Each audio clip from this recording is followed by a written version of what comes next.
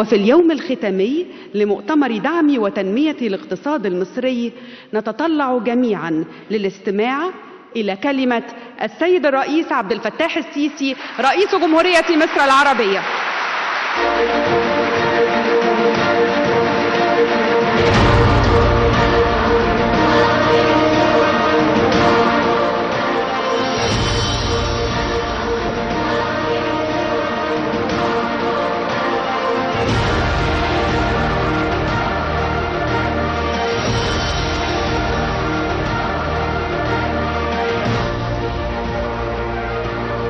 شكرا جزيلا، شكرا جزيلا، شكرا جزيلا. تحيا مصر.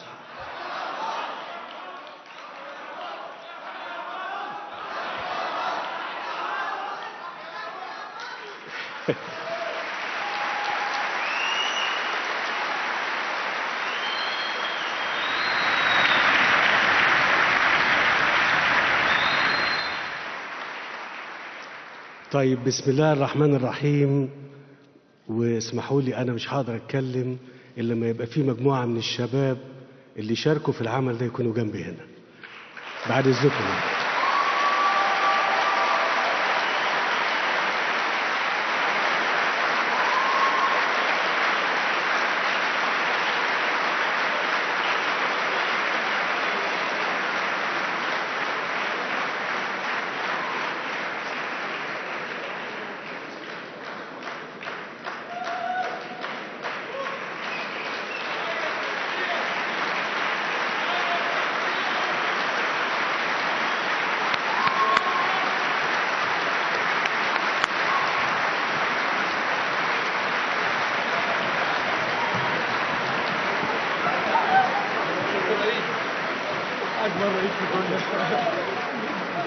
والله عشان الناس بحبك والله. اتفضل اتفضل، هسلم عليك. طيب طيب طيب طيب طيب طيب، اتفضل اتفضل. طيب اتفضل. اهلا اكبر رئيس في الدنيا.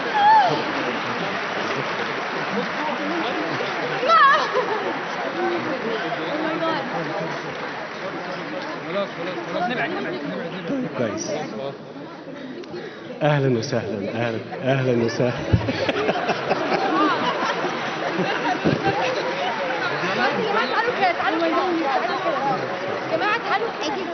اهلا وسهلا، اهلا وسهلا. طب احنا عايزين نتكلم. طيب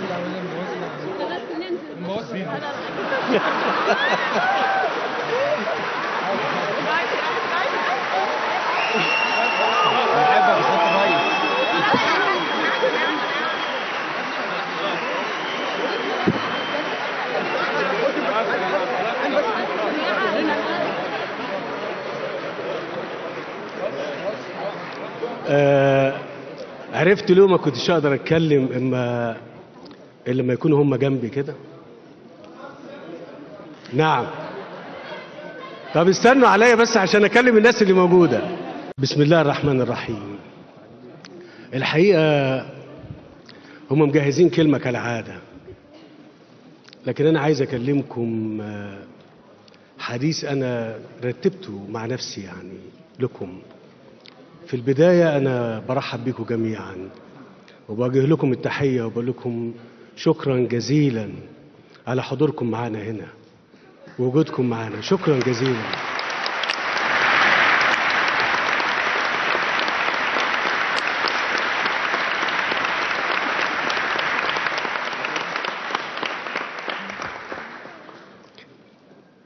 أنا عايز أكلمكم عن بلادي مصر،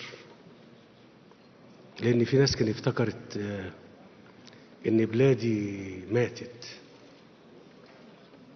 لا، مصر دي بلد ربنا خلقها عشان تعيش.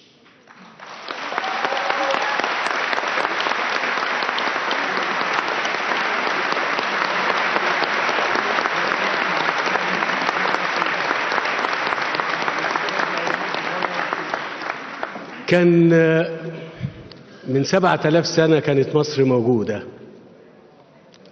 وعلمت الدنيا كلها وقدمت الحضارة للعالم كله. والكلام ده موجود في كتب التاريخ، بيدرس في العالم كله.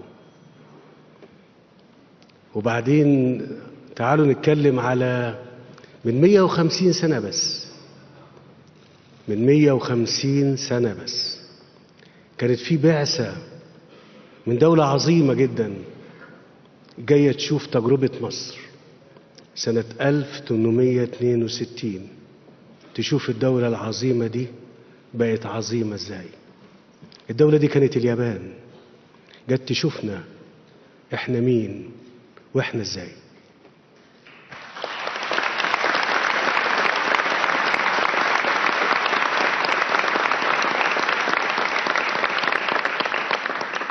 سنة 1962 جت دولة عظيمة تانية تشوفنا وتشوف تجربتنا. الدولة دي كانت دولة كوريا، بعتت بعثة تشوف مصر عاملة ازاي. أنا مش هتكلم ليه مصر ما كملتش، لكن أنا بس بقول وبفكر نفسي وبفكر المصريين وبفكر العالم، بقول لهم إن الدولة دي تستيقظ الآن، تستيقظ الآن.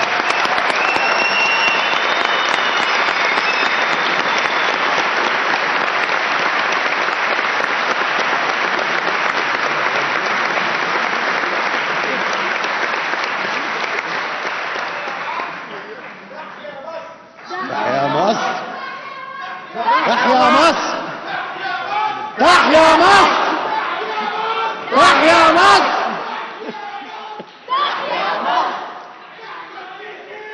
لا تحيا، لا تحيا مصر محدش تاني، تحيا مصر محدش تاني، تحيا مصر محدش تاني. مصر بشعبها، مصر بشعبها، مصر بشعبها، اسمع، مصر بشعبها، مصر بشبابها، مصر اللي فيها أكتر من 35 مليون شاب بشبابها.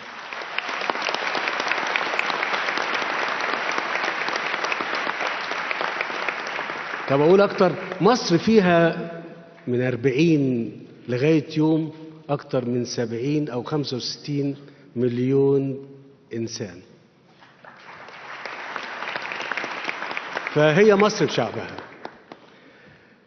هي اللي علمت الدنيا، وإن شاء الله هتعلمها مرة تانية، هتعلمها مرة تانية. ده عشان كده بقول لكم مصر ما بتموتش، صحيت وهتصحى. اسمع، خلينا الناس اللي موجودة دي ما تزهقش مننا. أنا كنت هكلمكم عن الوقت وأهميته. كنا بنتكلم مع شركة اللي هتعمل مشروع العاصمة الجديدة، فبيتكلم على ان المرحلة الأولى ممكن تاخد 10 سنين. فأنا قلت له مش هينفع. الفكرة فكرة بنقول لا ليه مش هينفع. 10 سنين نكون زدنا 26 مليون إنسان، هنكون زدنا 26 مليون تقريبا كده لو استمرنا بالمعدل اللي احنا موجودين فيه. فالعاصمة الجديدة كلها في خلال 30 ل 50 سنة طبقا للتخطيط هتاخد 5-6 مليون. مش كده برضو ولا ايه؟ مش هينفع، مش هينفع. فالوقت حاسم، وعشان كده هتجدوا ان دايما كلامي مع كل المسؤولين وكل الشركات ان من فضلكم انا مستعجل، انا مستعجل عشان احنا متأخرين. فالمتأخر يا بيمد يا بيجري فاحنا متأخرين قوي، فالجري مش هيكفي، الجري مش هيكفي. ارجع تاني اقول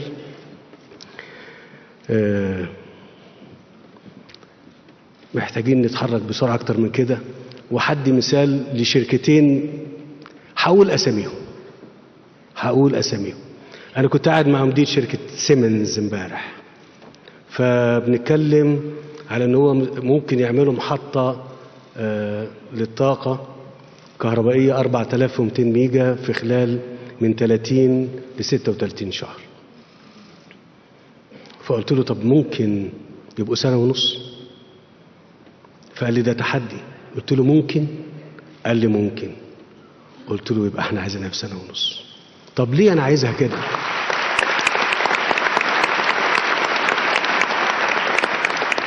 الكلام ده لينا كلنا، لكل المصريين وكل المستثمرين المصريين وحتى الشركاء المستثمرين الدوليين. إذا كنتوا عايزين تساهموا بجد في تنمية البلد دي بجد، فلابد إن الشغل يبقى ليل بنهار. طب ده أول نقطة. إيه النقطة التانية؟ من فضلكم التكلفة المالية رعونا فيها شوية. أنا بتكلم بكلام بجد. طب أنا بقول الكلام ده لنفسي ولكل مسؤول بيسمع مني. اوعى حضرتك تتصور انك انت تيجي تعمل مشروع ما تقدرش تعصر تكلفته المالية كده. لا، الكلام ده بقوله لنفسي وبقوله للمستثمر اللي جاي يساعدني. انت هتعمل مهمة صحيح، بس هامش الربح قلله شوية، عشان انا محتاج ده منك دلوقتي. محتاج ده منك دلوقتي انك تقلله. بالمناسبة الشركة دي لما قلت لهم على التكلفة المالية او هم طرحوا عليا الرقم، فانا قلت له طب ممكن نخفض التكلفة المالية؟ قال لي ممكن. انا بقول لكم كده ليه؟ لان احنا عايزين نبني بلدنا وعايزين ندي امل حقيقي للناس.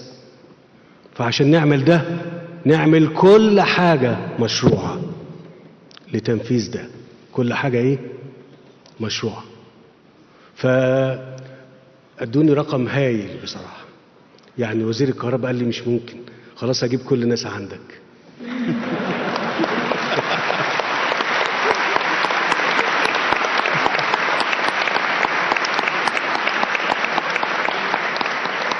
يعني هم عملوا خاطر لمصر قبل ما يعملوا خاطر لأي حد تاني، وأنا بشكرهم على كده. طب أنا قلت لهم بعد كده ممكن المحطة تبقى 3؟ قال ممكن تبقى 3. أنا بقول لكم عشان تبقوا عارفين. إحنا بنتكلم على 13200 ميجا. 13200 ميجا كهرباء من شركة واحدة. لازم يضخوا إن شاء الله خلال سنة ونص في الشبكة المصرية. ليه؟ عشان المستثمر اللي موجود وجاي يعمل شغل يجد طاقة ليه. وكمان الشعب المصري ما يفضلش على طول كده إن الكهرباء مش موجودة والدنيا. لا لا، ده جزء صغير. شركة تانية جنرال إلكتريك برضو بشكرهم مرة تانية.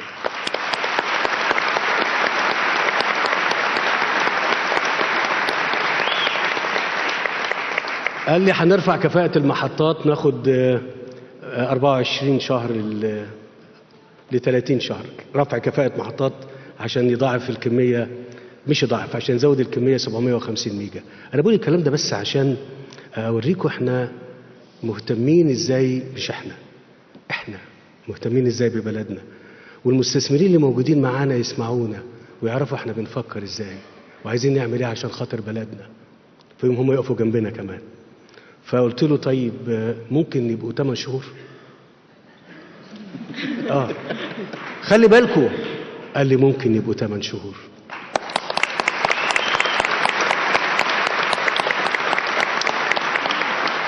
بس قال لي كده احنا مش هننام. قلت له طب معلش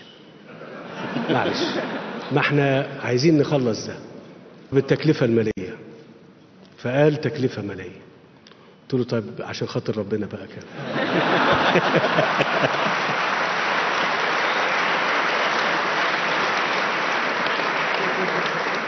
لغاية ما وصل لرقم الحقيقة. قال لي بعد كده يعني خلاص يعني. ف قلت له معلش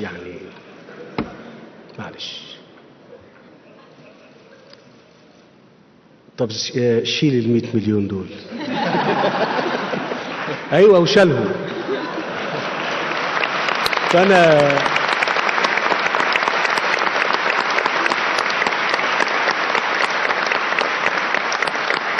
احنا بنسقف لهم هم بصراحه، بنسقف لكل من لا لا لا لا لا لا يهم.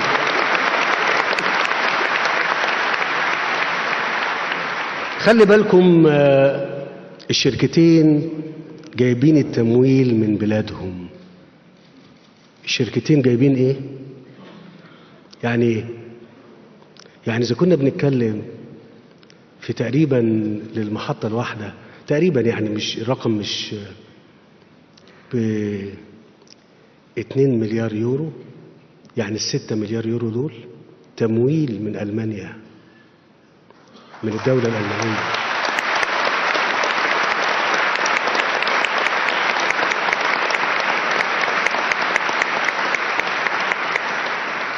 طيب مهم قوي ان انتوا تعرفوا، عشان الكلام ده ممكن قوي دول كتير تعملوا معانا، تجيب التمويل لشركاتها وشركاتها تعمل مشروعات عندنا، يعني يطلع الفلوس من الجيب ده تروح الجيب التاني كده. فقلت له طب الفايدة كام؟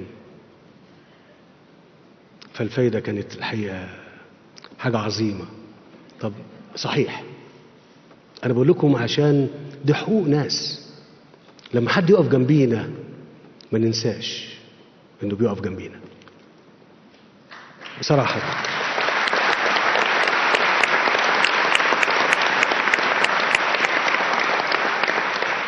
طب فترة السماح قد إيه؟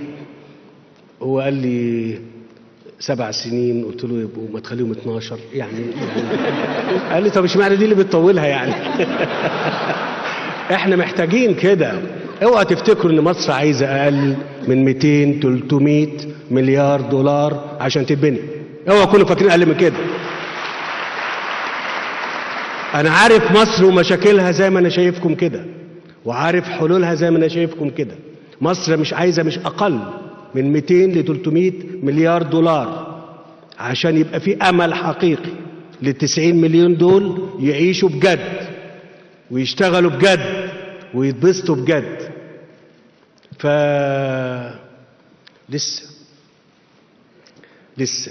لسه عشان كده بدعوا الدول المتقدمة الأوروبية والأمريكية والصين تفكر تساهم بالطريقة دي في مشروعات تقوم بيها شركاتها بتمويل مريح على سنين طويلة يتم سداده. وإحنا التزاماتنا مش التزامي أنا، التزام المصريين بالسداد أمر لا يقبل الشك.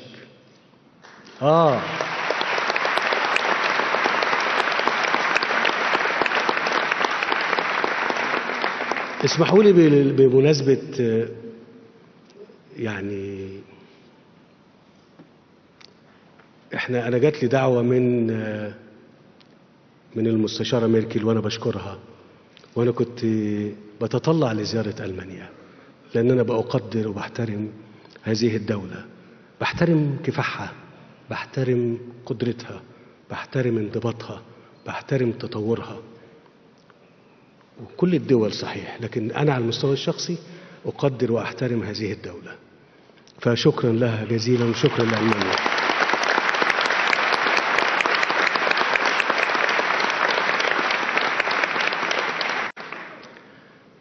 احنا كلنا موجودين، واسمحوا لي ان انا بطلب منكم ان احنا نشكر ونذكر بكل خير صاحب هذه الدعوة. هو مش موجود معانا لكن عمل حاجة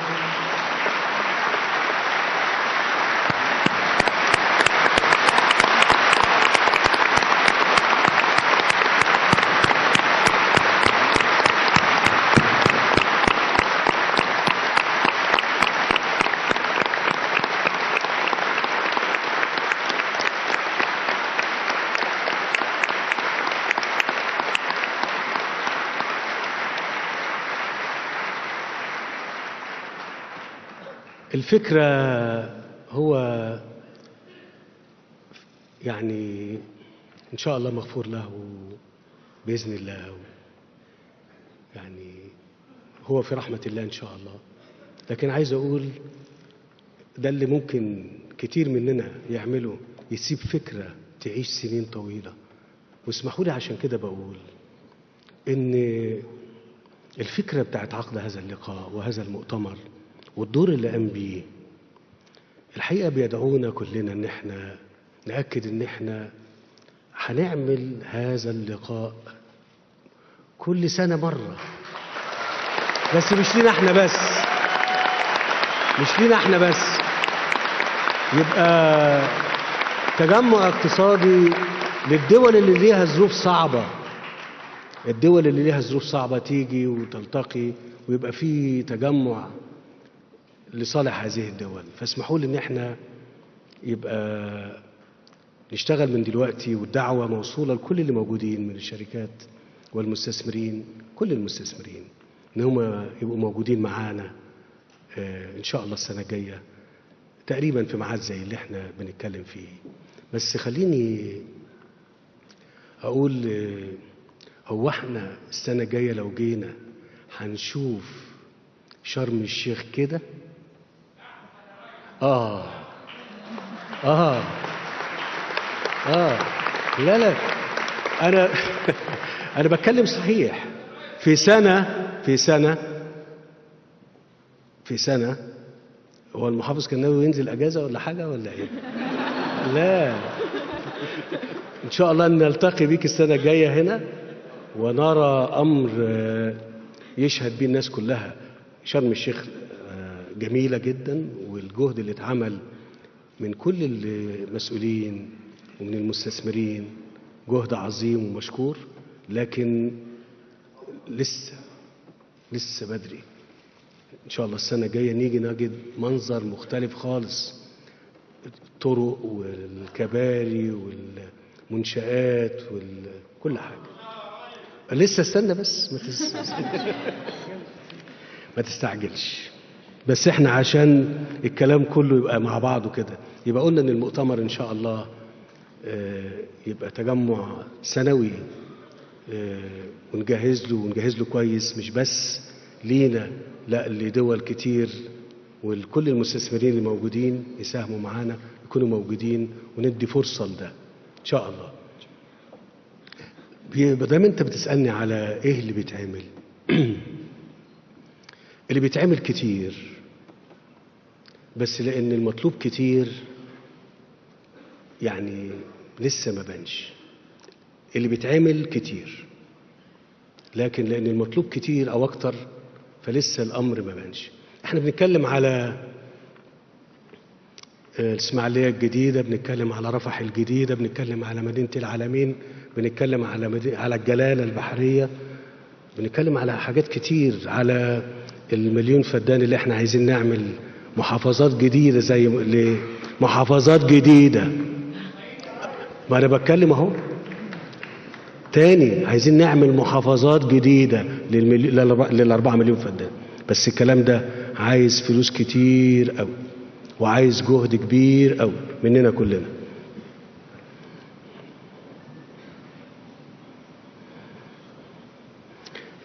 أنا بشكركم جميعا، وكل اللي حضر وكل من أناب من حضر، سواء كان الملوك والرؤساء ورؤساء الوزراء والوزراء، كل من حضر وساهم في إنجاح هذا المؤتمر.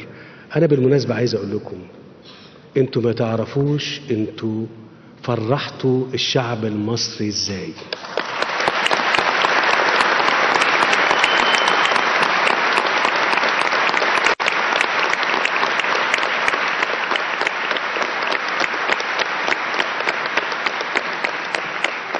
أنا ما أعرفش الترجمة واصلة للناس اللي كده ولا لا، صحيح. لكن عايز أقول إن المؤتمر كان المصريين متابعينه لحظة بلحظة، وده الجديد. ما هم لما حبوا يغيروا في 25 يناير غيروا،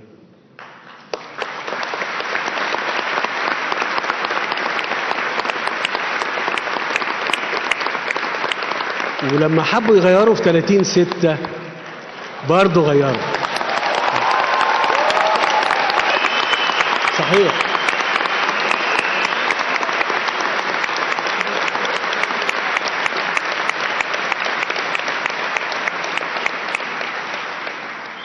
أنا بقول لما حبوا يغيروا في 30/6 ما حدش كان متصور إن ممكن حد يقدر يواجه حد. فهم قالوا لا لا لا، هنغير وغيروا.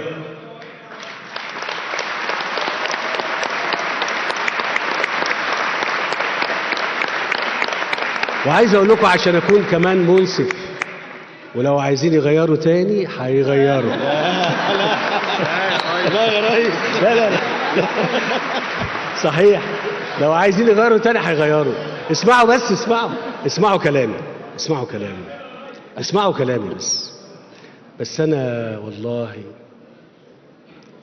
لا يمكن استنى ابدا لما يحصل ده، ابدا لا.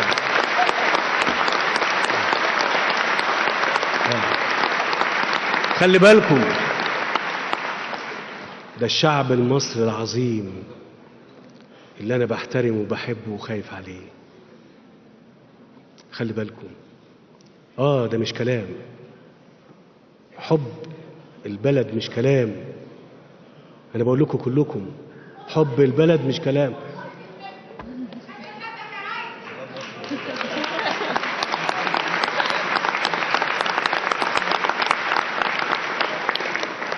احنا عايزين نحب بلدنا وعايزين نخليها قد الدنيا، عايزين نخلي بلدنا قد الدنيا. انا مرة تانية بوجه الشكر والتقدير لكل الشركات اللي موجودة وكل التعاقدات اللي تم تنفيذها او تم التعاقد عليها. من فضلكم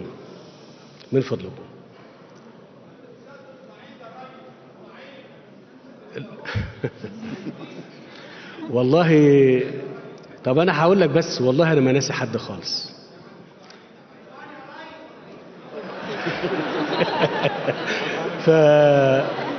فخلونا بس عشان ده لقاء مختلف.